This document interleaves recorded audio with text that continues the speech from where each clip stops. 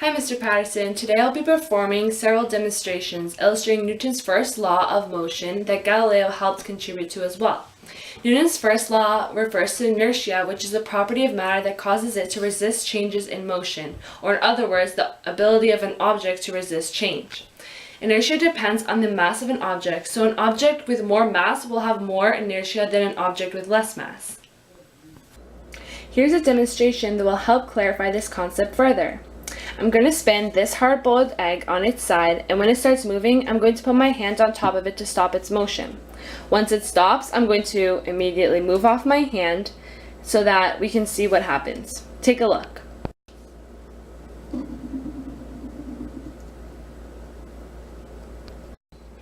So as you saw with the hard-boiled egg, it completely stopped when I put my hand on it.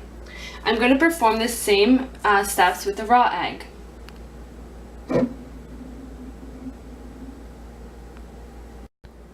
As you saw with the hard-boiled egg, the velocity of the egg completely stopped once I put my hand on it. On the other hand, as I placed my hand the same way on the raw egg, it spun once more before it completely stopped.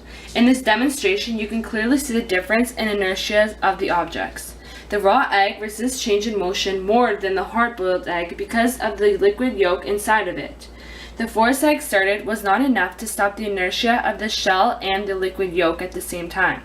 If I held the raw egg a little longer, I would have exerted enough force to stop the egg completely.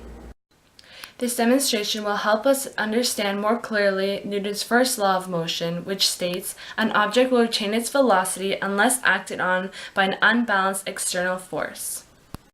The reason why Newton's first law of motion is commonly called the law of inertia is because it relates to the ideas that objects with different masses will act differently towards the same external forces, and thus different forces are needed to affect their velocities.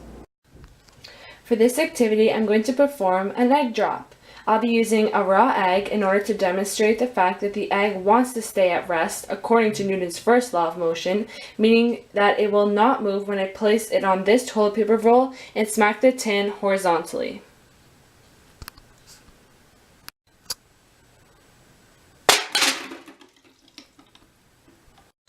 The raw egg is the heaviest in the set of objects I have here, so it resists change in motion the most and therefore does not move horizontally with the other objects. The reason why it falls straight down is due to gravity's force pulling it towards Earth. The key ideas to understand from this video is that the net force must be zero for any object to remain at rest or to keep moving with uniform motion. Also, a net force is not required in order to maintain the velocity of an object, but external force changes this motion. Lastly, the velocity of an object can change in magnitude, motion, or both. You could also try an experiment on your own with a full cart of groceries. Next time you're at the grocery store, you can test Newton's first law of motion by giving a loaded cart a strong push.